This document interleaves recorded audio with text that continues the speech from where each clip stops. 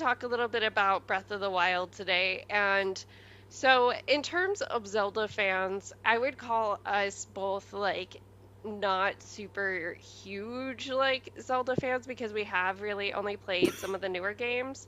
And I think like the only one that I've beat that you haven't beat is Ocarina of Time. And I've played like I don't know, 15, 10 minutes of gameplay of Twilight Princess at one time. Majora's Mask freaks me out because there is a time crunch that you're literally on in that game. Mhm. And I they haven't ported Wind Waker or like Spirit Tracks, those two, over to the Switch anyway. Minish Cap is on there. I haven't started that one yet. So all that's to say is mostly the like newer 3D games are where our experience comes in. And I'm not going to dive too much into the timeline because it does not matter to Breath of the No. Wild. Like Breath of the Wild almost explicitly breaks it once you get to Tears of the Kingdom. And there are a few nods to the timeline that I'll mention, but it's not really important to our discussion here. The one thing that I kind of wanted to bring in of like where my love for Zelda as a character came in was in Ocarina of Time. Part of the storyline is she, as a little girl, is already on to the fact that Ganondorf is not a good dude. He's like trying to pretend he's swearing his allegiance to the king, and she's like, I have a bad feeling about this dude. We need to get him. Plus, she's having these like prophetic dreams about a kid Mhm. that like wears green that has a fairy, and you go and you meet her. She sends you on the adventure that accidentally lets Ganondorf into the sacred realm. Like she's like, we're gonna get all the sacred stones before he can get them because I have a feeling he's after them. He's gonna want the Triforce. So she sends Link after these sacred stones to open up the sacred realm. He's able to pull the Master Sword, but in opening the sacred realm, he allows Ganondorf in. And the Triforce, which is made up of three parts, it gives people a wish if they're able to have all three parts. It breaks up because Ganondorf's energy is unbalanced, and he really only seems to have qualities that correspond to one section of the Triforce. The Triforce is three sections being wisdom, courage, and power. And this man only cares about power. So he breaks it apart, sends Hyrule into chaos, and because Link prematurely pulled the Master Sword before he was actually strong enough, he gets put in a slumber for 7 years. And so the game goes back and forth between they call it the child timeline and the adult timeline where you can switch back and forth and go back to being a child or go back to being like a 17-year-old Link, I believe. And eventually what ends up happening at the end of the game when you beat Ganondorf is that Zelda, realizing that me sending you out to get these spiritual stones, I made you leave your whole childhood behind. I accidentally put the kingdom in danger. I'm the reason everything got destroyed. So, in order to right her wrongs, she sends Link back to the past as a child.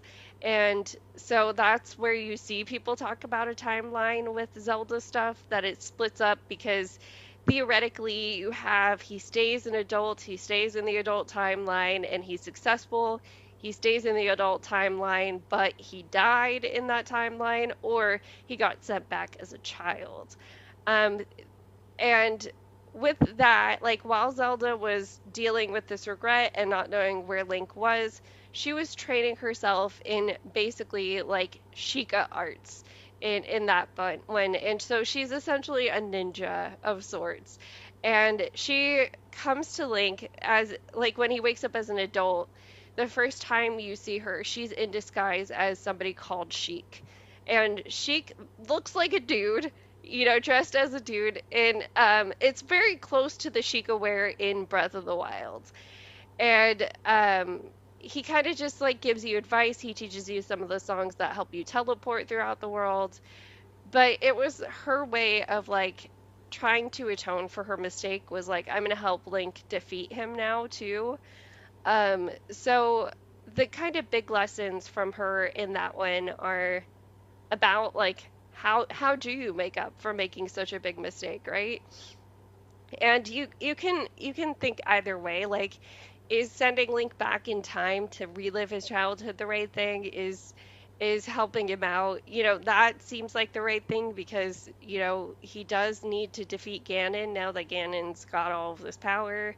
So there are it's like there's always lessons with her. She represents the Triforce of Wisdom.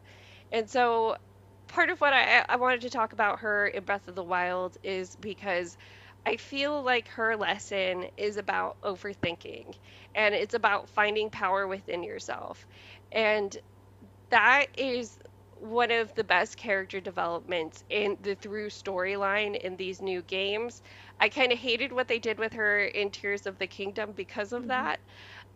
But I fell in love with her story all over again playing Breath of the Wild and like seeing where they took her. So I wanted to talk about her development through the story because I just feel like it's so powerful. Hmm. And I want to say, like, Mandy played Zelda, like, growing up and stuff like that, and I didn't. Um, I was mostly too poor Oh, yeah. to play, like, to have like the game systems that had the games. Like, I remember hearing about it. Like, ironically, one of my best friend when I was in high school used to give me like all these different nicknames, like the shenanigans for Hmm. my like TikTok username. It was a nickname that he also gave me then, but he gave the nickname of Zelda, and Hmm. I did not know what that meant at all. And I was like, and then when I started playing the game, I'm like, was he like weirdly making fun of me or something? What's going on? Because I didn't understand, like, because I didn't, when I first played the game, when I saw the scene, she was being like so hard on Link that I was like, why did he call me her? When she's these are the only things I'm seeing of her before you like see her whole story. I didn't like go into it with all this like knowledge. And so my reactions was just like purely like just the reactions that I had with nothing else, which was like really fun. Watch hours of that game. Of Yeah. those two games are like so much. Oh my god. Yeah. Yeah. My playtime actually on Tears of the Kingdom is higher, even though I like Mine the through too. storyline. But there's just so much more to do in Tears of the Kingdom. That's probably why. Hmm. But to kind of give the background, like it's not really necessary to play every single Zelda game to understand what's happening. They're standalone even though there are through storylines. So theoretically the beginning of the timeline isn't even the first game that was ever made, kind of similar to Star Wars. Hmm. The beginning of the timeline is considered Skyward Sword, which came out with the Nintendo Wii. And in that one, you basically create the Master Sword during it. You start out with the Goddess Sword that was it was created by the goddess Hylia, who was like there's three main goddesses, Din, Nehru, and Furore, that created the universe in Zelda, and they also created like different sections of the Triforce. And so they created the goddess Hylia to protect the Triforce on Earth. She had the goddess sword. Eventually, she traded her mortality to be able to protect the Triforce a little bit more directly. And so the Zelda in that game is the reincarnated mortal version of the goddess Hylia. Every Zelda in every other game is just a descendant from that family, so she still has the blood of the goddess, but she's not literally a reincarnation. Link, it's a little bit more gray the way it's described because he has the spirit of the hero in every game, so you could think of that as a reincarnation cycle. And Demise, which is the version of Ganon in Skyward Sword, when you defeat him, basically is like, I'm going to come back and get you time and time again, which is why we Hmm. have all of these games. Yeah, Um, and I will say like one thing from Tears of the Kingdom that I really liked about their like the storyline that they did like back in time mhm, is how like that very end of that story was them talking about like mentioning that there was like a young like knight guy that showed up and helped them like end things for good with with Ganon. And so it just is like that little bit to say like yeah, some version of Link is always there to help whatever version of Zelda needs help, basically, and they're always going to Hmm. somehow help each other out like that. And I'm like, that's just fun. That's just like Yes. fun mythology to have them somehow doing that. And I will say that because I didn't, I just thought of this, that because I didn't know anything about like any of the mythology of this world at all, Breath of the Wild is such an easy entry into this world because Link Hmm. doesn't know anything. Because Breath of the Yes. Wild, Link wakes up with amnesia and he doesn't remember anything.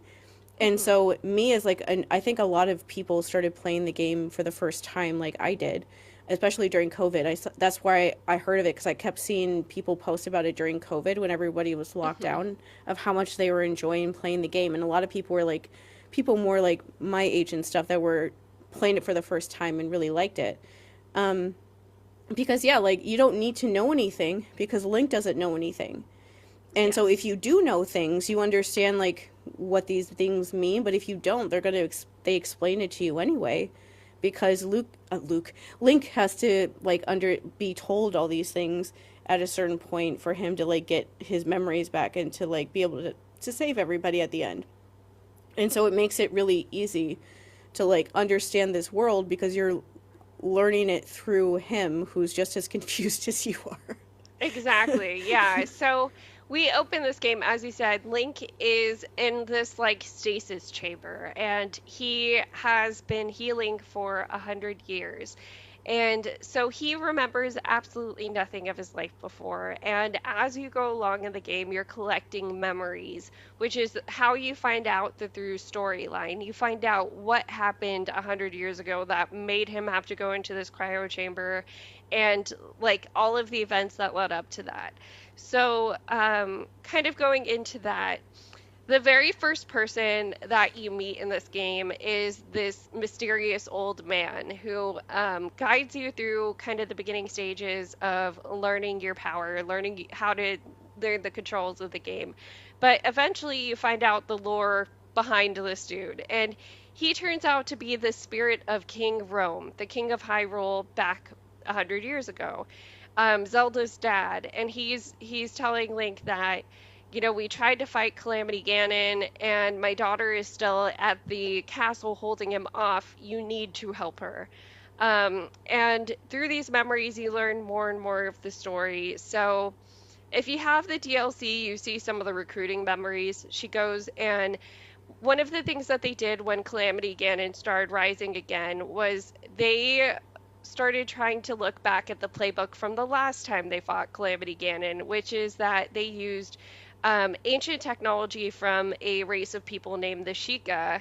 And those people created things called guardians, which are like we can think of as just soldiers, Mm-hmm. and divine beasts, which are a little bit larger and have more power to them, powered are piloted by people from across Hyrule. And along with them, the princess and carrier of the blood of Hylia and the hero of that age fought against Calamity Ganon. So they find out Calamity Ganon's rising again. The king thinks, okay, the princess is my daughter. I know my daughter is supposed to have this sacred power where she can seal the darkness. I just don't know how to access it because her mom died 10 years ago and her mom was the only person who could have guided her through this process. So he's been having his poor daughter go to every single sacred spring and pray and do devotion every single day, not knowing how to access this power. And she basically feels like a failure because she has no idea how to do it. Um, then he basically sends her on this mission. It's your job to protect Hyrule. So we know we have to find these champions to go pilot the divine beast. He sends her out to go and do the recruitment. So the champion for the Rito, which is a race of like bird people, is a guy named Rivali, although like you'll find the fandom mostly calling him Ravioli because the guy is a huge asshole and is like just very cocky from the very beginning. Like even in the DLC scene where she's recruiting him, he's like, if that appointed hero of yours gets intimidated by me, I got this. I can take Ganon on. Yeah, I think the reason why the fandom hates him so much, especially, is because he's so mean to Link, and Yes, we're like, stay away from our sweet child. Like, exactly. me like watching these memories and going through the game for the first time. Like, I always like Link more because I'm like, he's an autistic little child, and Yes. like not even like the fact that like one thing that people tend to get wrong about the game is that like Link doesn't talk. It's not that he doesn't talk, we just can't hear what he's saying.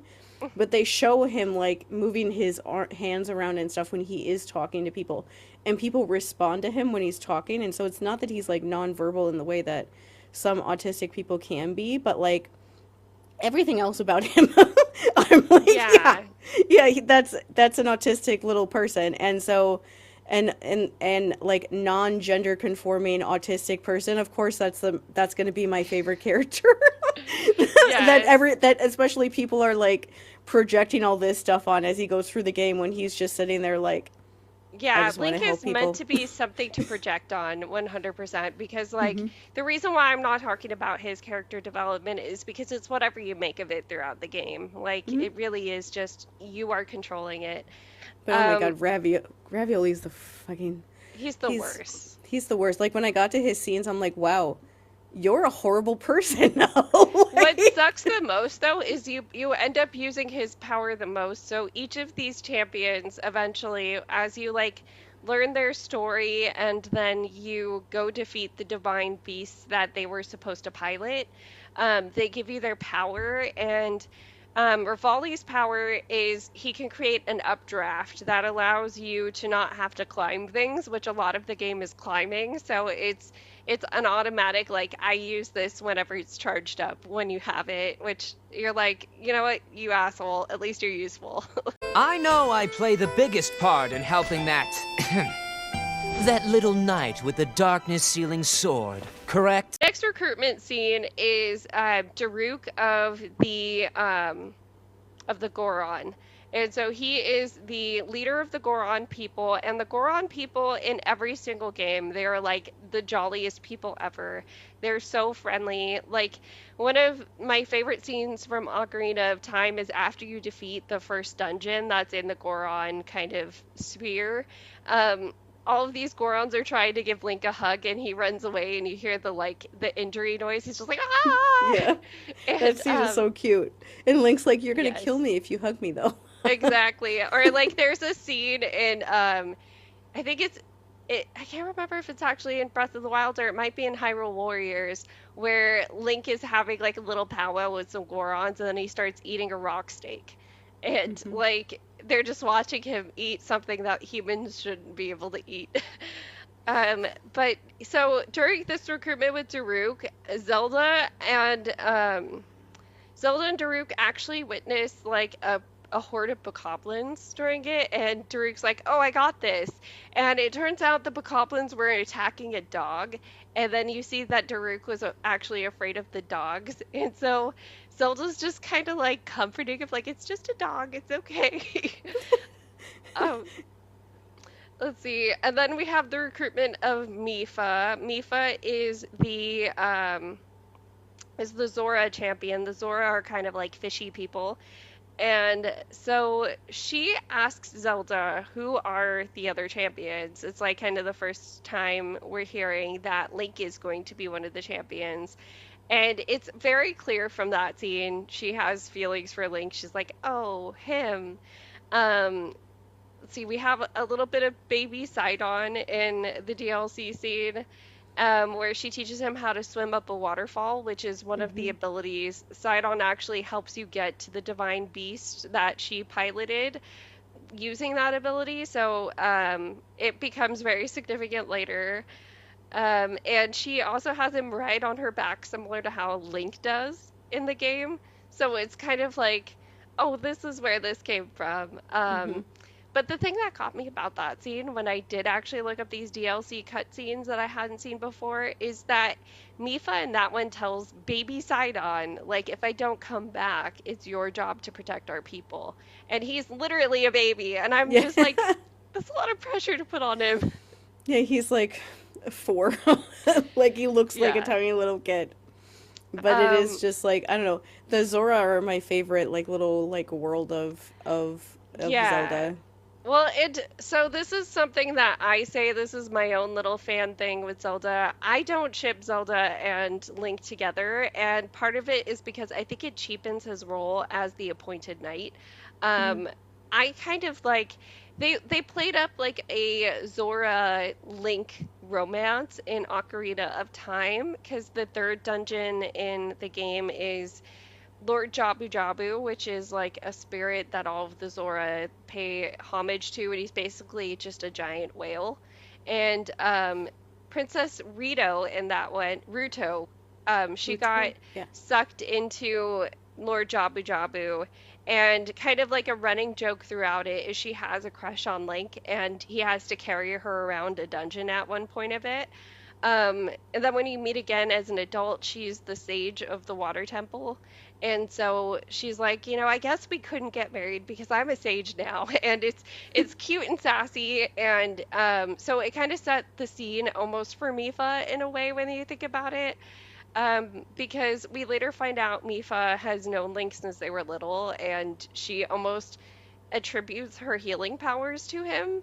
So, I actually ship Mifa and and Link. I think that they would be a cute couple, and I like the idea of just like he's Zelda's friend and he cares about her, but like that's not his person romantically. I Um, liked them too. That I wanted yeah, them to be together, and I was sad that she's super dead. And I was like yeah. hoping that she could somehow come back the first time that I played Breath of the Wild. I always look at I don't know. I don't know what ever think about this kind of stuff because most of the time whatever romantic situation it is, I always wish that they wouldn't be romantic and they would just like be able to be that important for each other without it being romantic. But Hmm. then at a certain point I just like give up because everyone like is like thinking that they are, and so I'm like, okay, I'm fine with that happening, I guess, because that's what it seems like is we're supposed to think. Um, Yeah. but I do think the game will like never actually like make that like definitive, like no matter what, because I think they like the idea of like people like if you don't want it to be that, then you don't. If you want it to be that, you can, no matter what. They're like really important people in each other's lives, and so it doesn't really matter one way or another. Mhm. Mm. Let's see. So the final champion that gets recruited is Urbosa, and she is the leader of the Gerudo. The Gerudo are a race where a man is only born to them every 100 years. And so they tend to leave the city to go mate with people. And, it's only women are allowed within their city limits. But Ganondorf is that one man that was born to them. And so he's kind of tied to them in a way. The other thing that's kind of tied to the Gerudo in these games, at least, because they're in the same area, is the Yiga clan. And so we see her background with the Yiga clan in her recruitment scene, where they're already after her lightning helm or sorry, her thunder helm, and I believe that they have it by the time that we get to the events of the Mhm. game. I don't know. I never really completed the Yiga clan hideout because I don't like stealth missions. I'm not stealthy. Yeah, I they play a do. better They have it paladin. because that's how you get it. Like that's how you get it back, where you can use it Yeah. afterwards. So, in Urbosa's recruiting scene, we actually find out that she has been friends, or she was friends with Zelda's mom before she passed away. And so she keeps calling her Little Bird, and Zelda's like, "Why do you keep calling me Little Bird?" And she's like, "Because my old friend used to call you that." And Zelda just like starts crying on the spot. They kind of have this instant bond because Zelda's like, never you get the impression that Zelda doesn't really know her mom, even though if you do the math, she would have been like 6 when her mom died. Mhm. But it kind of almost gives the air of someone whose mom died when they were a baby because she seems to not really talk about her or know much about her at all. So her having that bond with Urbosa right away is just like she's definitely a maternal figure for her. Mhm. And yeah, so the Yiga clan, to give a really quick like background. So the Sheikah technology was how they fought the war, this like war of legend that they're taking their playbook from. After that, the Hyruleans were intimidated by the Sheikah and their technology. They were like, "You guys created these really crazy machines. What the hell is up with that? Exile." And so half of the Sheikah were just like, "You know what? We're gonna live our lives in Kakariko, and it's whatever." And they eventually do go back and join the Hyruleans again when they know the Calamity is gonna come back. They help them try to figure out the Guardians and this lost technology. But the other half, after they got exiled, were like, screw you, King. We are now joining the Calamity side. And those people became the Yiga clan. And so the Yiga clan are these, like Sheikah and Yiga both have like these ninja-esque fighting styles. And they're a little bit more showboaty because they're definitely like they're doing explosions and like little fireworks thingies. And it's kind of funny.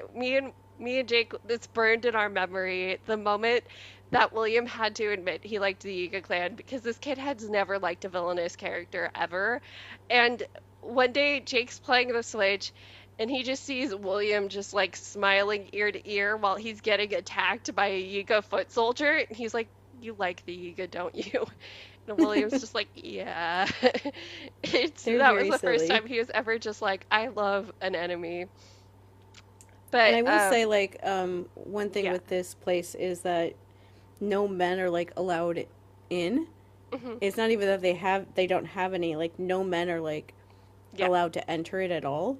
And so I will say one of the funniest little things with like the two games is how in Tears of the Kingdom when Link goes back there and he's like immediately just like let in, that they have this one like side character that's like, why did he get to go in? I'm like, Yes. why does he get to go in and I can't go in? Yeah. What do you mean? And it's like this funny thing that like he can just like run back and forth and he doesn't have to wear like a A disguise or anything disguise. like that. Even he's Yeah. just like this guy that's running around and all the other guys are like, why does he get to go inside? And He, nobody else does. It's just really funny.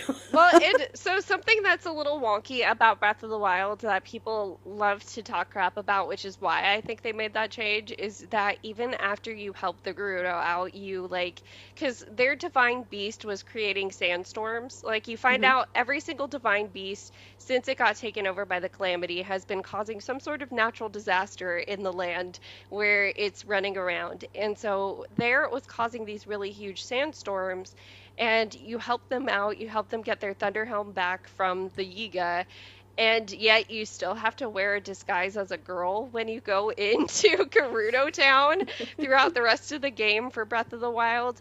And like the disguise as a girl is actually a really cute, funny little side quest.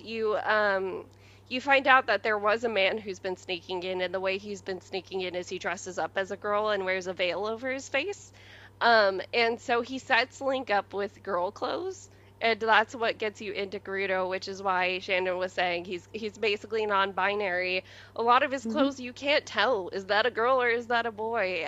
He's kind of living in the limbo of being a pre or not a prepubescent, but like a young boy where he could still get away with both. He's like pretty enough to get away with both. And the Gerudo is kind of an expression of that, at least in Breath of the Wild. But yeah, Hmm. like I said, you help them out and they still make you wear a disguise in their town. And so I think that they made the change in Tears of a Kingdom automatically just because they were like, okay, it makes sense. They let this one dude in.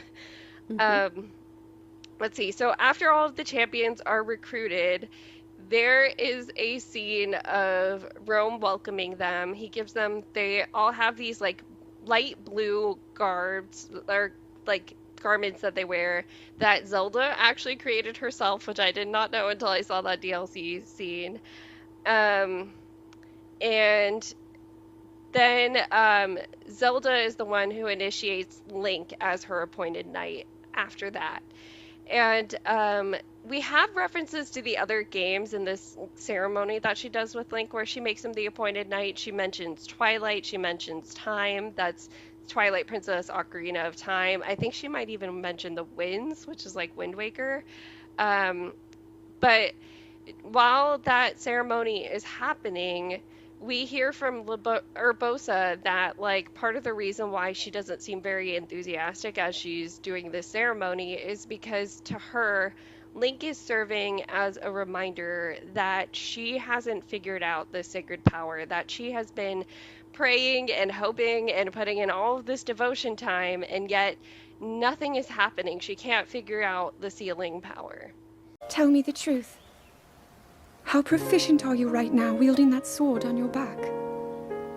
Legend says that an ancient voice resonates inside it. Is like Zelda over intellectualizing the divine beast because she doesn't understand her power. So we see Zelda going through research throughout these memories. She has decided, since I am putting all of this time into trying to figuring out the sealing power, but it's not working, I'm going to do research because at least I know that I could do something with that. And so if you read her diary that's sitting in Hyrule Castle, you find out she went out with Impa and Purah and Robbie, and she was finding out about the Sheikah technology. She found out about the shrines that you have to go through to like basically level yourself up throughout the game. She found out about the towers that allow you to get the maps throughout. She uncovered the Sheikah slate, which is what you carry throughout the game, and it's kind of like your device helper thing throughout it. And she even found the Shrine of Resurrection while she was out and doing research. So she actually was making these discoveries that were very helpful and very instrumental, but at the same time, like her dad was putting all of this pressure on her of, well, the sealing power is how you're supposed to help win this battle, so this is all worthless and a waste of time. Yeah, Um, I hate her dad. yes. King Rome is an asshole in this Like too. I didn't like her for a while, and then when I got to the memory where you see like her dad being so horrible to her, I was like, "Oh, can I kill you now?" Like I really hate you. But yeah, you saying that that's intellectualizing, that reminds me a lot of someone I used to be friends with that would intellectualize about like therapy stuff. Like I would Yes. go to therapy and I would be like, "Oh, my therapist is having me to like internal family systems." And then she would go out and like read a book about internal family systems, and she would start telling me like the different like named like roles that are involved in like that thing, and I would tell her to stop. Like I would tell her to stop telling me, because I was like, if you tell me like the different things like the protector and things like that, I'm going to be thinking about that when I'm doing this in therapy, and it's not going to work because I'm going to be thinking about like these other things that are just me thinking intellectually about what I'm doing instead of just like feeling the stuff that I'm supposed to be feeling. Like I active Yeah. when I go to therapy and do that kind of stuff, I don't want to know anything about what I'm doing. I just want to know what I need to know from my therapist in order to do what we need to do. Like I don't even remember my therapist's name.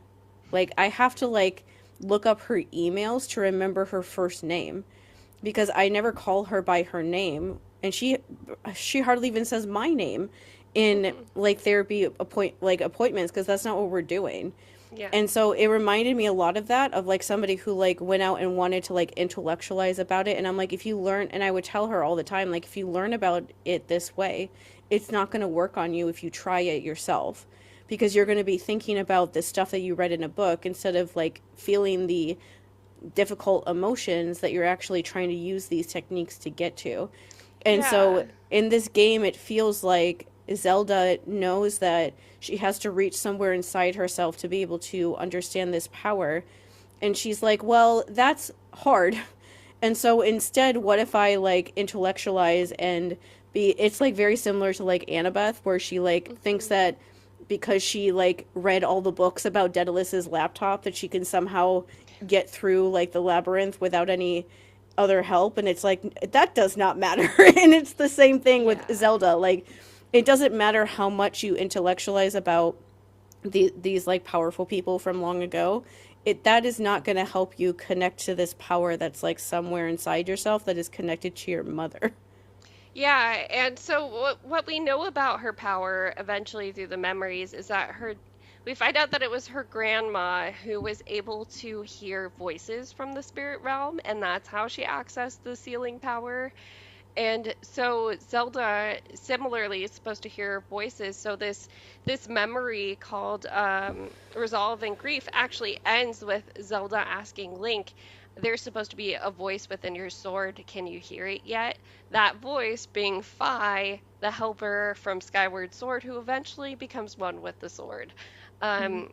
And so she's making this parallel of, I'm supposed to hear a voice that tells me how to use this power. Do you hear it? Because you're obviously doing everything right and I'm not. And like we all know that this is misplaced anger at Link, but it's not apparent to her just yet. Huh? Oh. What's with the glum face, Princess? Give me a big smile. Rivali, move your tail closer to the group. Fine. Mifa, you look so tense. Deep breaths, okay? Right.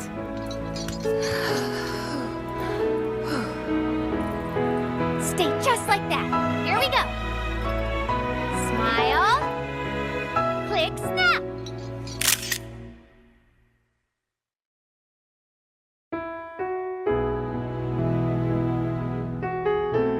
The memory that we have with Daruk, it also doesn't directly involve Zelda, but he says something in it that I think like is pretty powerful. So he sees that Link and Zelda aren't getting along when he's talking to Link, and he's like, "Oh, it'll be okay." And he's like, "Princess Zelda can't quite see the range for the peaks."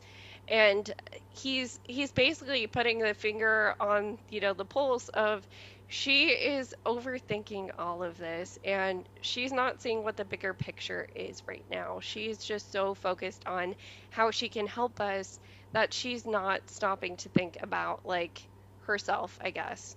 Mm-hmm. Then we get a memory called Zelda's Resentment. So we see her in front of a Sheikah shrine, which, as I said, is like the ways that you level up eventually. They don't know how to open them in the memories from 100 years past, and you find out that you can open them yourself with the Sheikah slate later. But she's just like, I have no idea how I'm supposed to open this. And we find out in that memory that she, even though she made Link her appointed knight, she's been like sending him away. She's like, I don't need an escort. What the hell are you doing here? Stop following me.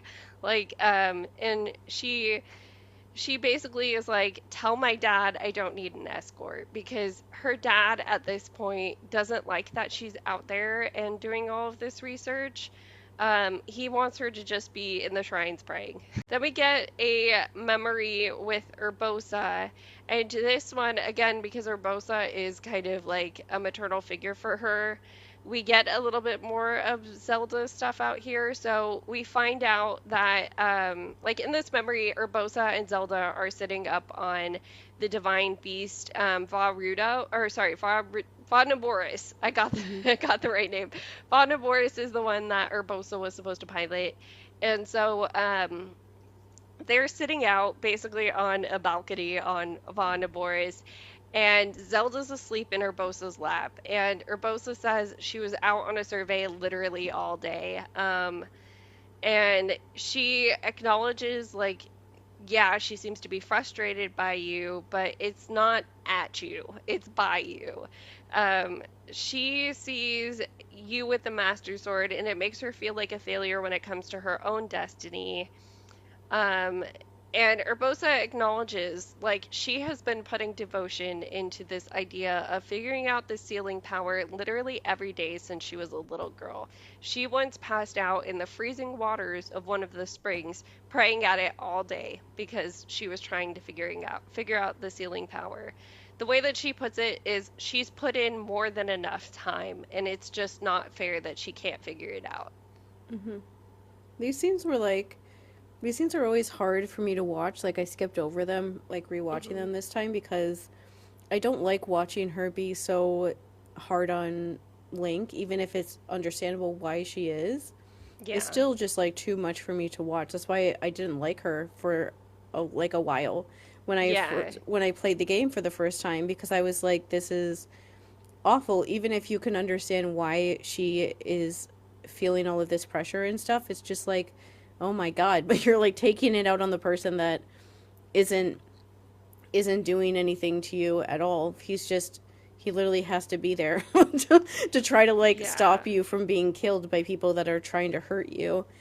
And it's just as one of those things that whole storyline is interesting because it's just like miscommunication in the way that she like basically is projecting all of the thoughts she has about herself onto Link because he doesn't like talk to her, but it's also like a thing of like even if he wanted to talk to her, that probably wouldn't be a good idea because she's so like combatant with her that talking to her would probably somehow make it worse. And so he just like doesn't, and he has his own reason why he explains later on like why he does that because of the stuff that he's dealing with himself. But it's like a thing of like she looks at him like, oh, you have everything figured out, you know what you're doing, and it's like, well, he's somebody that also has all of the pressure of the entire world on him too. He's told that he's supposed to somehow save everybody with this magical sword that he has. And so they're both like going through the same thing, but she like thinks that he's better than her at this. And just like can't see the fact that like, oh, for at least for a while, like, oh, here's somebody that like actually understands what I'm going through. Like the only person basically alive that could understand what we're going through because we're the two that are somehow supposed to figure it out. Well, and then we get the memory where she does actually start to like change her opinion of him, which is because he was following her like he was supposed to. And she basically gets attacked by a bunch of Yiga. And he comes out and saves her just in the nick of time when she thinks she's going to get struck down. And that memory just basically, like, she's looking at him like, my God, I can't believe you came and you helped me. So after that, we have her being nicer to him. Like, we see a memory with her treating his injuries after he just fought a bunch of monsters. We see her kind of info dumping on him in the Silent Princess memory where she's like, despite our best efforts, we can't get these flowers to grow domestically yet. They can only thrive out here in the wild, which like a lot of people take as her talking about herself. And then she's like, oh, look, this is a hot-footed frog. And like, we know it's supposed to give you powers. Try it. You'd be great for the experiment. So she's like fully like just info dumping on him like friends do. Let's see, we get one more champion memory after that, which is Mifa. And that's where, like I said, we find out they were childhood friends. We kind of get the feeling that Mifa has feelings for him. Let's see. And then I wanted to say real quick, the info dumping thing is one of my favorite little character things that they do about Zelda and Link, that the beginning of Tears of the Kingdom, basically like the story of it or the first scene of it is her info dumping on him. Is like her doing the same thing where she's like telling him all these different things about the stuff that there's like the big happens that separates them. But it's just I just love that that's part of their like friendship, is that she's just the one that info dumps and he just like listens very intently to everything that she's saying. And from the actions that he does later on, you know, he's actually listening to everything that she's saying. And it's just adorable how they do that, because that is like every neurodivergent person's friendship, is you just take turns about which one's info dumping and which one's listening, but you're like the most like enraptured people. And it's just adorable that she's sitting there like info dumping on him about frogs and he's just listening extremely intently, and he's like, I must learn everything about this frog. Yeah. I'm gonna go out of order now because my computer just died, so I don't have the play-by-play memory. But like, one of the other things we see as their friendship is growing is in one of the memories, she's thanking Link for like teaching her how to work with the horses. And she tells him like, oh, you were right. If I put all of the gear on him and I just soothe him every once in a while, he, like, this horse is actually listening to me now. Thank you. So it is a back and forth info dumping. And yeah, like their relationship just kind of seems to have increased incrementally after that whole thing with the Yiga clan. So what Shannon was referencing about like Link not talking much is I think it might be in the DLC because I couldn't find it when I looked around Hyrule Castle. But in one of Zelda's diaries, she's actually like, I found out why Link doesn't talk that much, and it's because he has so much responsibility on his shoulders, and he's afraid of saying the wrong thing. So he just Hmm. like chooses his words very, very wisely. And she talks about it in an admirable way after that, whereas, like it was almost like her and Rivali were probably talking shit together, like, oh, he thinks he's so much better than us. He doesn't even talk to us, kind of thing. Yeah. You get There's that like feeling. there's some scenes in like the game, I think some of the ones we talked about already, that where she like thinks that he's not talking to her because he doesn't like her, because he thinks that he's better than her, that he doesn't think he deserves to like spend the time to like speak to her. But Hmm. in reality it's like the other way around, that like he's just not talking to her because he just almost like doesn't know what to say while like they're under so much pressure. And so he's like, Hmm. I don't want to mess anything up that what we're doing because it's so important. So I'm just like I'm not gonna say anything unless I like really have something to say, because because we're literally out here trying to save the entire world. That's a Hmm. lot of pressure. And so, but people think that that's why I always like the character of Link, because that's like every autistic person in the entire world ever in existence for the history of time and space, going forward and going backwards, is that people think that we like think that we're better than people because we just like don't talk sometimes. And it's like, no, I just don't have anything to say right now. Yeah. Or like I'm overstimulated and so I don't want to, so I physically can't talk right now, or whatever it is. Like so many people when I was at school thought that I thought that I was better than other people because I wouldn't talk to them in class, when inside my head I was like, yeah, those people all hate me. And so I'm just not going to say anything to make it so that I don't make it worse. And that's Hmm. basically what Link is doing. Is like, I don't want to make things worse, so I'm just not going to say anything and just concentrate on what I can do. And people are like, how dare he do that? Yeah.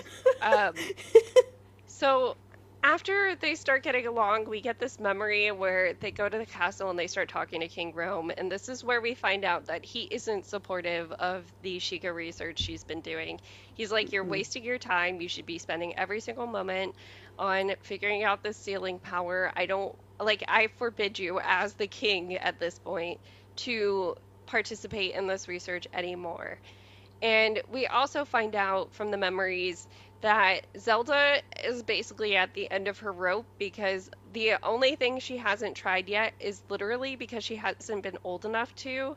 So there's this sacred spring on Mount Lanayru that you have to be 17 years old to visit. And she's kind of like, this is my last shot. This is the only thing I've never tried. And tomorrow's my birthday in one of the memories. And so we have to go and try there. And then the memory actually happens where you go to the spring. It's the spring of wisdom. And she comes out, and all of the champions are waiting outside, like, well, anything? And she says, no, unfortunately not. And all of them are like, it's okay, like that wasn't our last shot. Or Bosa even says, this didn't have to be it, it's okay. But right as they're all trying to comfort her, and Mifa, this is like a fan theory that everyone latches onto, Mifa was about Hmm. to say, I use my healing powers by thinking about somebody that I love, implying Link. Yep. But like, just the idea of the power of love is where I derive my strength. And so she gets interrupted right before she finishes that sentence by the Calamity taking over Hyrule Castle. So all of the champions see that there's these like purple orb spirit things. And part of the Sheikah research that Zelda had been doing said there are these 5 towers that control the Guardians, and that there are different types of Guardians that they still haven't uncovered. We see in the memories they've uncovered the Guardian Stalkers, which are like the spidery ones that walk around Hmm. Hyrule Field, but my guess is they hadn't uncovered the flying ones or the like tower thingies that are on Hyrule Castle.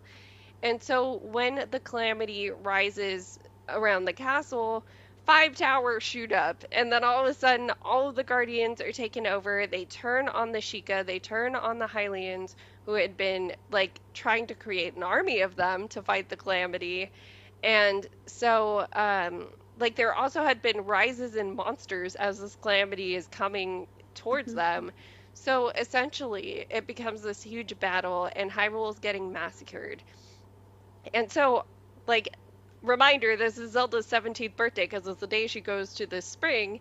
All of the divine beasts have, like, the champions come out of the spring after comforting her and immediately have to go and pilot their divine beasts. Now, when the Calamity took over all of the Guardians, it also took over the divine beasts, and it unleashed pieces of its, like, essence into the divine beasts. So when you end up going into them as you're playing the game, you end up fighting different versions of Ganon. And like, the champions had to fight those when they were trying to pilot their divine beasts, and they unfortunately all died. And all we knew, or all Zelda knew when she eventually had to run away from the castle because the Guardians, there was just like too many of them, is that the champions had been locked in there and they didn't know if they were going to be able to get out. Now, in Hyrule Warriors: Age of Calamity, which I don't want to get too much into because it's definitely an alternate universe, but they left Hyrule Castle while it was getting attacked. Like, they left while Guardians were on their way. King Rome stayed behind, and Zelda actually gave him some sort of like guardian shield thing in that one, where he was like, "Oh, whatever, you're Chica technology, girl." But it, because that alternate universe, you end up saving everybody who died. It actually turns out he kept it on him, and right when he and a group of Sheikah that were like protecting him are about to get attacked, it actually shields them and he lives. So there kind of was a redemption for him in Hyrule Warriors: Age of Calamity.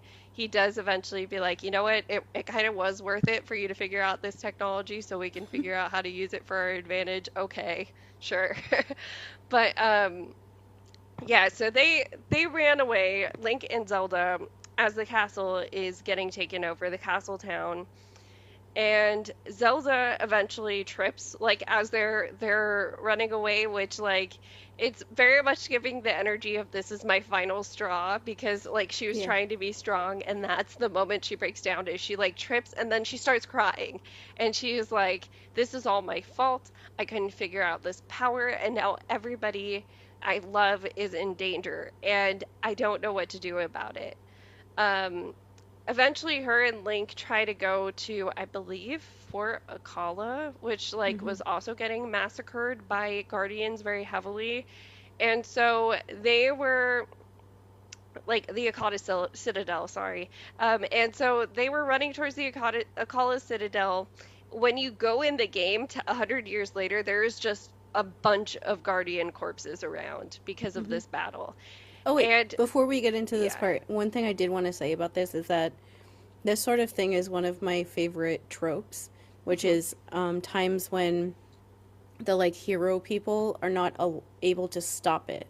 Yes. I always love that trope, like, just to give some examples of that, like, even, well, in Percy Jackson Season 1, they changed things around a little bit where they have them not meet the summer solstice deadline, and they show up, like, too late, and they, like, basically have to stop it after it's already happened.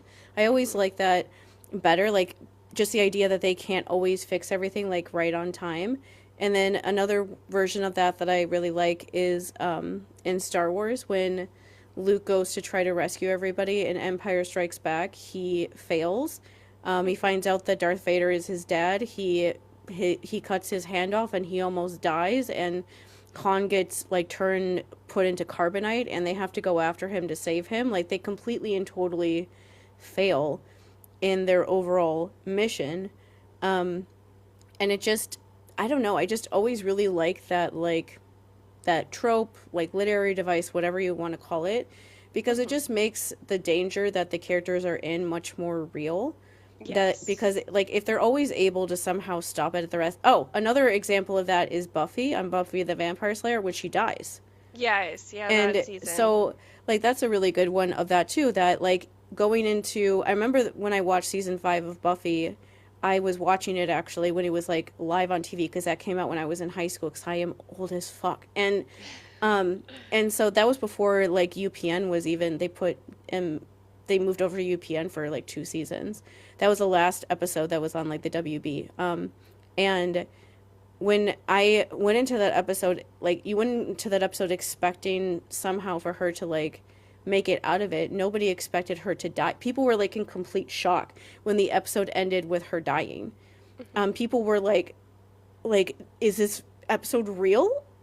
Like, is there like another thing that you're going to add on or something? Because we were just in like complete and utter disbelief that it ended with her dying, where they had to do, back then, they like Joss Whedon had to do interviews to like explain that this is like, no, this is real. This is where I originally wanted to end the story. They're going to continue it on anyway. But just like, it always surprises you. And like when I was watching these scenes, as like a new person playing the game, even though you know that like it's an interesting thing with how Breath of the Wild presents it, because there's a part of you that knows that they failed because, you know, Link wakes up by himself with amnesia and like after being in a coma for like 100 years, and all these people that they're around aren't around. But you're like, when I was playing the game for the first time, I was hoping that they would somehow be alive, or that there was some way that they could like save them and bring them back. And so it's like, it actually made me like really sad when I was playing this game for the first time to like realize like, oh, these people are never coming back and there's no actual way to save them. This is actually really sad. And it just makes you, I know that people like the idea of them saving the champions and stuff like that, but it just makes the story more effective that you can't. That these really nice people that you get really attached to while you're playing the Breath of the Wild game are never able to come back. They're never able to like completely, even though you succeed at the end of the game, you can't actually fix everything. Yeah. And that just makes it a much more like effective story overall. And that's why people like it so much, and everyone cries when they play it, and Tears of the Kingdom for that matter, because you're so invested in these characters' stories because of everything they've been through, that you just want them to succeed at some point after all of this stuff happens.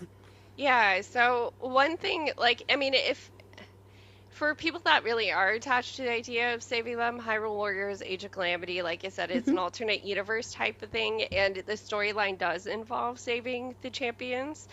You actually save them, so there's like kind of new champions, so to speak, that you meet 100 years when Link wakes up that are descendants of all of the people that were champions. So you take those people and you help them save the old champions. And like, I'm glad it's not a mainline game in some respects, because that would make things really weird when the timeline's already weird and Nintendo doesn't exactly stick to it, especially when we get into Tears of the Kingdom. But it is just kind of nice to have a version where it's like, not only can I save these people, but they're playable, so you could play as like Mipha and Urbosa and all of that. It's a lot of fun. But okay, so where we're at, they are going to the Citadel to try to seek refuge after the castle town gets taken over, and they get overwhelmed by guardians. And you can tell that Link's already fought off a bunch of them because he's all singed and the Master Sword looks damaged, but he has to keep going because he's trying to get Zelda to safety. And Zelda's like, just leave me. You look like you're about to die. Like, please, I'll be fine. And Link won't step down. And eventually a guardian comes right up in front of them, is about to shoot them. Link had already stepped in front of Zelda like he was going to like parry the shot from the guardian. But she steps out in front of him then, and she puts out her hand, and suddenly she had access to the sealing power. She's able to stop that guardian, and not only does it stop that guardian, but like literally every guardian in the area shuts down. No!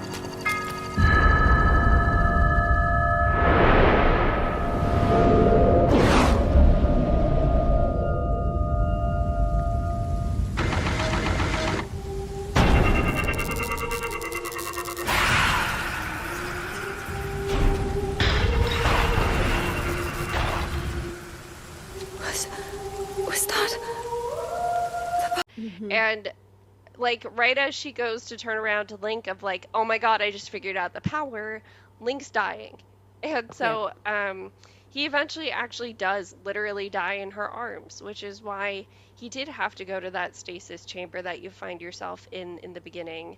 And Zelda, on her own, had to figure out a way for the Master Sword to get repaired. She returns it to a pedestal in the Kokiri Forest, where it's by the Great Deku Tree. And then she goes off to the castle to hold Ganon back herself for 100 years. Plus, whatever time you're off finding Korok seeds and stuff while you're playing the game, and trying to figure it out. Now, like, the gameplay is whatever you make it, so it's hard to get into how it develops from there, but if you're playing it the way it's intended, you go to each of the divine beasts where the champions got locked and defeated by pieces of Ganon. You defeat those pieces of Ganon. The spirits of the champions then pilot the divine beasts and aim their lasers at the castle, which helps take down Ganon partially for you in the last battle. And after you win the last battle, that's when you get Zelda back. And Zelda's just kind of like, I know you don't remember me, but here I am. And so the reason, again, I like her story. I love the overthinking. I love the over intellectualizing when she's not able to figure it out the way she's supposed to.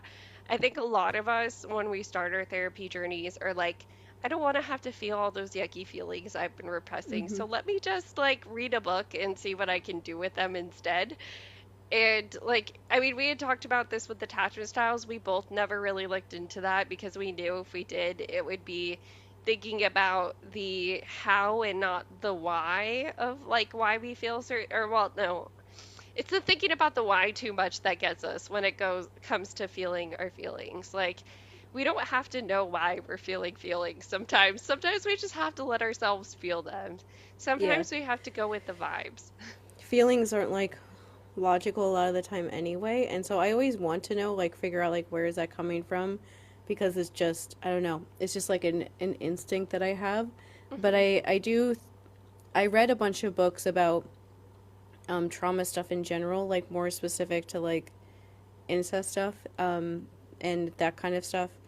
The first year, not even a full year, like from end of 2018 into like the beginning of 2019, but I was somewhat aware that like I knew that if I read too much of those books that I would be thinking about what I read in those books when I would be in therapy instead of what I actually Yeah. had to focus on, because it was hard enough to think about that stuff anyway. And I just knew that if I had any excuse to avoid it, I would just keep avoiding it. And so I just stopped reading that stuff. Like the last book I read, like I finished it right before I went back to therapy in like April of 2019. And I just like stopped reading. I stopped reading overall then, but I just stopped wanting to even like listen to audiobooks or anything like that of things about therapy. I see people mention books that come out, and I'm sure that they're good, but I've never read any of Yeah. them. I read the ones that I read back then and just stopped because I'm like, I don't need to know anymore, because it will just like it will just give me something else to think about instead of the things I actually need to do. Um, I've avoided dealing with this for this long of my life. I can't like avoid it anymore because it's actively ruining my life to keep avoiding it. Hmm. Like enough of my life had like fallen apart by that point that I was like not wanting to do that anymore and was just finally wanting to deal with it. Yeah. And that's basically what happened with Zelda 2, is that she'd been avoiding actually feeling, because she felt like such like a failure, that she didn't like want to look into like why she wasn't figuring this stuff out. Like she didn't want to think about her mom and like letting her mom down, because she felt like she was letting her mom down. She felt like she like wasn't enough to figure this stuff out. But then when all these people are that she loves are dead or in danger, and then it looks like Link is also about to die and she's not able to help him, she finally was just like too scared and needing to protect him in that like desperate kind of way that you feel when somebody is that important to you in your life, that it just like finally like came out of her, that it finally broke through like all of the her intellectualizing stuff didn't matter anymore when it looked like the person that understands what she's going through and has been protecting her over like everything else the whole time is also going to leave her. She's like, you can't leave me. Yes. You're the only one that I have. And so it finally like broke through all of that stuff. And I think that's why people like to look at their situation as like romantic, but it really is just like they love each other no matter what. Like they just Mhm. want to protect each other. They want to help each other over literally anything else. Yeah. Link just Like, like will never stop trying to help her. Will never stop trying to look for her. It's never even like an option for him to stop doing that. And she yeah. like does the same thing where like he did all of that stuff trying to protect her all that time, and then she just like protected everyone from Ganon until because she knew that eventually he would wake up and he would be able to save everybody because like obviously Link can do that, and she was Yeah. right about that. And so it's just like it's a nice story where they both have a lot of faith in each other, Mhm. and it doesn't need to be like romantic in order for that to be there. I know that everyone is absolutely obsessed with the idea of like any sort of intimacy having to be like sexual in some way. Mhm. So I understand why people think of that intimacy like that and think that it has to be that, but it doesn't have to be. It's Yeah. either way, it's a really great story where they both kind of like help each other figure out who they are and Yeah. what and who they want to be, especially for Zelda. Like her stupid ass dad is stupid ass. Like when I realized how horrible he was, I wanted to go back to the beginning part of the game and beat him up. And I was like, why can't this game let me beat him up? I Yeah, just want to pretty much. let. Can I just like hit him with my sword? But why won't you let me hit him with my sword? Like I was Yeah. mad that I went back to try to do it and it wouldn't let me. And I was like, God damn it, why not? He deserves to be beat up by Link. Link would beat him up. Exactly. And it's part of why I think like I love that in Hyrule Warriors they gave him a little moment of like, you know what, you are actually right. We should have been looking into this a little bit more. We should have been figuring it out. But it it honestly wouldn't have mattered because the calamity did take them over so easily, but at the same time, like understanding the Sheikah technology gives you knowledge of how to take them down as well. So I'd argue it's still valuable. It's kind of hard to go from that to Tears of the Kingdom. Part of why I love, like, you see her progress to finding this power within herself, to like letting herself, feel vulnerable finally. Because like that breakdown while she was running is the first time she actually says, like all of this isn't fair that's been happening to me. Hmm. And then after that, her finally admitting, like, look, I can't lose another person with Link. It's finally her feeling her feelings and her allowing her to feel the full force of those feelings that is what changes everything for her. But then you go into the Tears of the Kingdom, and this is where I get angry because we have all of that beautiful character development where we see her go from overthinking, over intellectualizing to just being and just, like figuring where her power is to like sacrificing herself is essentially the storyline in Tears of the Kingdom. I mean, Hmm. we get little hints that she's already turning into a good ruler. She's the de facto leader of Hyrule at this point because her dad's been dead and because she's the only royal family member. And so she's literally been going all over Hyrule and helping them fix their problems. Like she started a school in Hateno Village, and she's just like everybody you talk to has like some story of something Zelda's been doing in the Hmm. meantime. But they once again are getting interrupted by another form of Ganon. There's all of this. It's not malice this time. It's gloom all over Twilight or all over Hyrule that's making people sick. And she gets transported into the past where she fights with the first leader of Hyrule, who's a member of the Zonai race. And he, along with a bunch of champions, take down Ganon in that timeline. But he basically has to sacrifice himself as the leader. Um, and during the like opening scene where Zelda gets sucked back in time, something happens to the Master Sword, so that has to go back in time with Zelda, and she figures the only way she can fix it is to turn herself into a dragon, which like you find out this process of draconification in that series is you each of the each of there's sages, not champions in that one, but like the champion versions of what's happening in that one, the sages, they each have a spiritual stone, and if you were to swallow your spiritual stone instead of just wearing it, you become a dragon, you lose all of your memories, but you become immortal and you have unlimited power. And Hmm. so Zelda ends up swallowing what becomes her spiritual stone as one of the sages because the Master Sword being decayed needs to be repaired somehow. And so she figures with the power that I'll have as a dragon, I'll be able to have enough time and like enough power to fix this sword.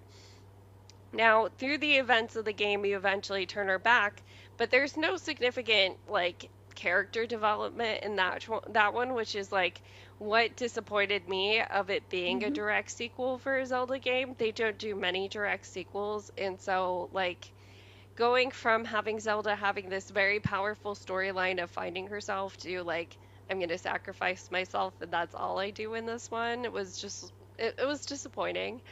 Um, and they did follow it up with crap, why can't I remember the name of it right now? They did Echoes follow of it, Wisdom. yeah, Echoes of Wisdom, where you have playable Zelda, but it wasn't quite the Zelda experiment experience we were all looking for when we said I want playable Zelda quite yet. Hmm. So like That's they're the next getting game. there. Like they Yeah. they announced it, a couple months ago. They announced that they're gonna put out a new game that's like her in the past. Um, It's another Hyrule Warriors, which means it's yeah. not a mainline game. Like the Hyrule Warriors always had playable Zeldas. Um, I can't remember if the first one was, I think it might have been Nintendo Wii or GameCube. And so it's just not considered a mainline game. Like that's the thing. Hmm. And Link, like playing as Link is theoretically what progresses the story even still in the ways that those ones work.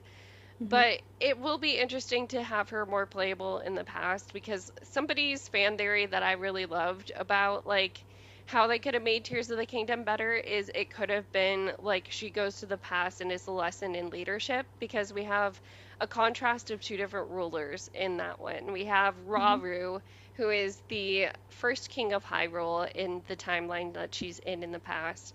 And then we have that Ganon, who is the leader of the Gerudo and who's leading them in a villainous way. So it could have been a way for her to learn more about just like leadership in general, Hmm. but that doesn't seem to be what was happening. And like we get, as I said, the taste of it from the NPCs, but you have to actually talk to NPCs in order to really get those little bits of what Zelda was doing. And like everybody plays video games different, so you might not get those Hmm. if you don't talk to everybody. Um, I but yeah, like in general, I guess my point with this, like, and wanting to do Zelda as a subject was that I really like this idea that they took this trope of a princess who like she serves as a maiden helper sometimes, but she also isn't the type of princess where she just gets kidnapped and that's it, like and Hmm. she's damsel in distress. She is the type of princess who like actually finding a way to be useful means something to her in almost every story. Hmm. And she wants to be a powerful person. She wants to be a part of the fight. She wants to help protect her kingdom, not just in, like idea, but in actuality. Hmm. And so I just find her to be a character that's really interesting to play with in the mythology, um, especially because the mythology of Zelda does allow you like, oh, we can just create a new game, and this is a different part of the timeline. This is a different Zelda, Link, and Ganondorf. So how they get to the conflict can be different.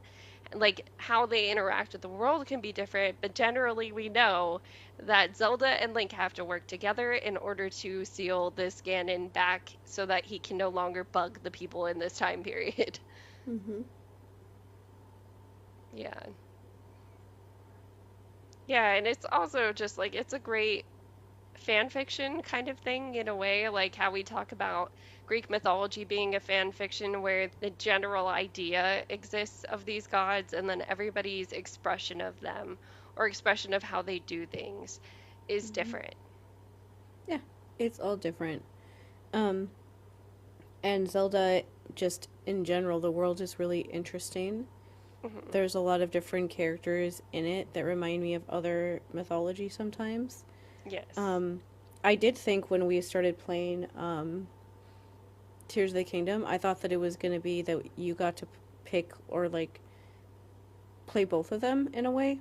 Like Hmm. with how it starts with like Zelda being with you, I thought that that's what the whole game was going to be. And I ended up staying up until like 2 o'clock in the morning the first night that I was playing it when it came out because I was like thinking that I would get through to like the first part when you're on like the first um island up in the sky Hmm. and that I would like actually find her again because it didn't like occur to me until she wasn't there that like you would have to go and find her again. I thought that she was going to be somehow with him because I at least for me that I felt like more similar to Link than Zelda in the first game that one of the things that sucks about that is that he's always alone having to Hmm. do this stuff because Zelda is like stuck in the castle.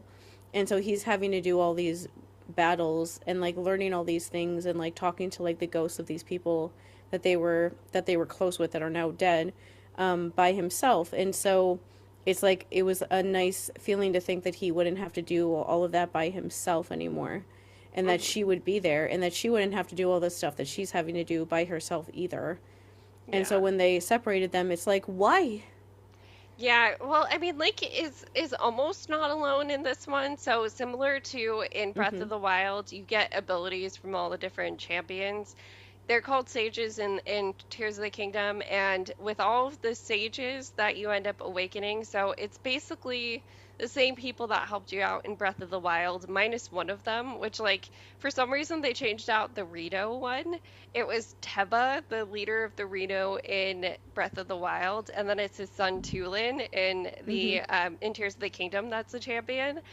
And so um each of them gives you like a piece of their spirit that's actually a bit interactive and you see like ghost versions of them. They help you fight things and stuff. So he's not alone in a sense, but And it's he's not the real versions of them at the same time. yeah, and it's also a thing of like he's not alone because when he goes into like my favorite part of that game was that when he finally gets to like the big ending battle, they all show up to help him. Hmm. Like act and they're actually there. Like they're Yes. actually there in person with him. I was so like happy that he was finally not having to go into this big huge battle like they usually do by himself that they actually all showed up and we're like no we're here to help you and he's like huh like he's like very like surprised that they're there Hmm. and it was like nice to have that happen but it still is like a thing that throughout that whole game I forget like who it is but there's like one of the like kind of side people that you have to talk to do certain things in the game where they're like giving him crap about like oh where have you been and like where's Zelda and why aren't you guys around and you hear and you obviously like don't hear what he says but you know he's like yelling at the person because they're like oh Zelda's gone Yeah, like she's Zelda's stuck in the lost. past and I'm really sorry and you're like yeah that's right shut up and Yeah. but like so you know that like the whole rest of the game he's just like as soon as he realized what happened to her he's just really upset about that and just wants to fix everything and so it's still like a thing of like they can't can you just let them like go through whatever stuff they're doing together instead of separating them all the time there has to be a better story that these games can do than just like separating them Yeah. and having like Link have to go find Zelda again. Like, can they just do something together Yeah, and even now? Echoes of Wisdom, they were like complete strangers until the Yeah. end, and it's like, oh, I guess we're supposed to fight each other, right? I've been fighting with your sword. Here's your sword back. Like, Mm-hmm. so yeah, it's they never really put them together in that sense, but they're always interlinked anyway, and so it kind of doesn't make sense that you never get to play with them together like that, at least unless Mm-hmm. you play Hyrule Warriors, which again does not count as a mainline game, but It's like the only place where you can pick a team and be like, I want to play as these three characters throughout this map. Either way, I think that it's funny that Yes. just like our friendship wise, I think that it's funny that you grew up playing this game and it was one of your favorite games, and I just like stumbled across it on accident Yeah. when we had been friends for like a couple months and was like, "Oh, my sister got me a Switch for Christmas and I told her to buy Breath of the Wild and so I'm going to go play it." And you were like, "What?" Yes. Like the first game you choose to play is like my one of my favorite games of all time, and I was like, "Oh, do you like this game?" Yes. Yeah. So, like I said, Ocarina of Time is like one of the first games that I ever beat, and like that was an achievement for me. It was also one of the first like open world games. Like it was a limited open world, but it was pretty open world for, like the 90s. And so I loved playing that because you could generally do whatever you want. You could like go fish, you could go ride horses. Like you didn't necessarily have to play the actual game. Similar to, I mean, Breath of the Wild, you don't have to play the actual game necessarily. Nope. You could decide that you're gonna go and find every single item and get it in your compendium. You could decide that I want to get all the Korok seeds, and so I'm gonna go around solving puzzles. Like it's really whatever you make of it, and that's why I love Zelda games. But Breath of the Wild was kind of the first video game I was able to enjoy with my son in a big way. He had watched me do one of my playthroughs of Ocarina of Time. That was one of his first introductions to Zelda, and he immediately fell in love with it, even just like watching me play. And so Breath of the Wild was the first one we actually like both played. And so it's special to me in a different way. Like three of my six tattoos are Zelda. I have an Ocarina of Time one. It's a very particular sword from Ocarina of Time you have to get on a side quest. And then I have two Koroks on my thighs. So, like, these games mean that much to me. I'm eventually going to get a Triforce, and I joke with William he has to get one too, but he doesn't actually have to, you know? Yeah. It's Yeah. sweet. Like I used to back when we were friends for like a year, I think. You used to go live on something on On Twitch Fridays. Or wait, or no. Oh, something. It yeah, was I went live on Twitch with William yeah, I back. used to like watch you guys like and William would just be like sitting there talking like to Yes. me or like to you about like whatever you were doing in the game.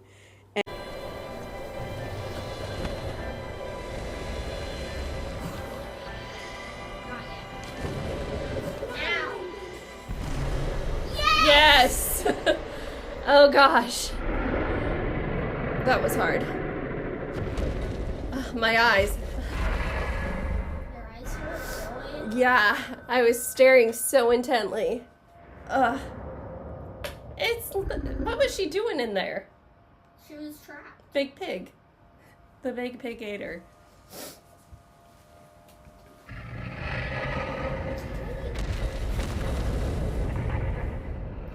He's dying. His soul is trying to escape. And it was just like that's just what we used to do when we were friends for like a year or so. Yeah. It's just fun to remember that stuff now. Yeah, I do have to go to get him to bed now, but like, um, it's just nice to sometimes bring some of these mythological things that aren't Percy Jackson, especially because we're kind of mad at the fandom right now. Yeah. So I thought it'd be interesting to talk about a different mythology. I feel like I owe you, we should do one of your special interests next or something. But yeah, we kind of like, I feel like this might have been where we stopped with ideas for like what we're gonna do for the next pods coming up. We'll do Cersei too. I Yeah. bought the Cersei book. We could dive And into Cersei. I do want to read it because I just need to know what like after hearing what people think about it. Yeah, I feel I like just I've have heard to know. mostly good things when it comes to Cersei. But I just like want especially whenever I read like the The trigger warnings. yeah. I'm like I have to know if I think you do this well. Yeah. Jean kind of because- gave us a better feeling about it last Yeah, time. and it just made me want to know like why she likes it. And if and how like and if the kind of like the triggers are like worth it in the end. Like that's kind of one of those things I try to say is that those sort of things are worth it if like the story shows it in a way that makes you feel, good or like understood or like seen or valid or whatever, like Danny Mata said in his video. And so if it comes off like that, then that makes you feel so good that you love that thing. And so it feels like that's what people feel about that book. And so I want to be able to feel like that about her instead of wondering what the fuck is wrong with her after reading Song of Achilles. Yeah. But we could, like, there's so many different things, like, hey, there's just so many different things that I could do that about, like, my own version of going into stuff like that. Yeah, there's just a bunch of stuff. Like, I could do Star Wars. I Yeah, could I do, watched. So I know your Star Wars that are your favorite are the newest ones, the newest trilogy. I watched one of the new trilogy. I still haven't watched the other two to see what happens next, but I definitely was a big fan of Rey in the first movie, so I'm yeah. excited to see what else happens. Like, if people want to see, like, that just, like, devolve into me losing my mind over Raylo, Yeah. maybe people would like that because that's what that would turn into. Because I think it isn't like a mythology thing necessarily, like the mythology of Star Wars and how people describe the Force and Jedis and things like that are very interesting to me. I find that stuff like endlessly like fascinating, and a lot of the stuff that the fandom overall says about that, I usually don't agree with what they say about it, but like Yeah. whatever. That's like my entire life is I don't interpret like spirituality related things the same as everybody else in a lot of ways because I feel like that's your lot in life when you have Pisces placements is you just like think about that stuff differently than other people in whatever. That's just how we are. But either way, that would turn into maybe it is worth it to talk about it just because the behind the scenes stuff from that season that trilogy is like and overall like through the other trilogies even are talked about so much, but like they really talked about a lot in that one because people have all these ideas about like what they think happened and they're not how I feel at all.